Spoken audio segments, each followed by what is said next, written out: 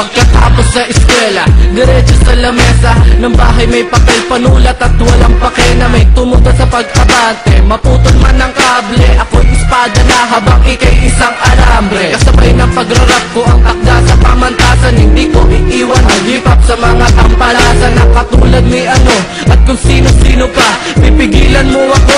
Bakit pare sino ka? Sino ka?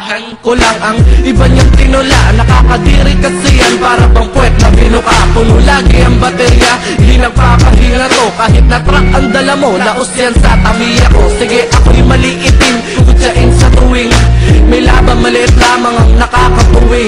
Bitaw, lahat ay pasok at maraming kapanalik. Ikaw si Mariang Palad pa lang ang nakakatalik.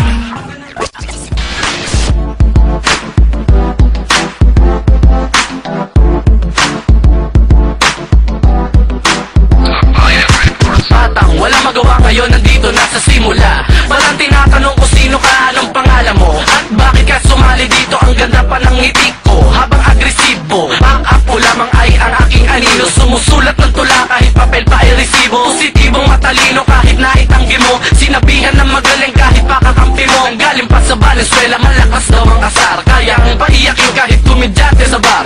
Ayusin mo kasi para naman may maengganyo. Baka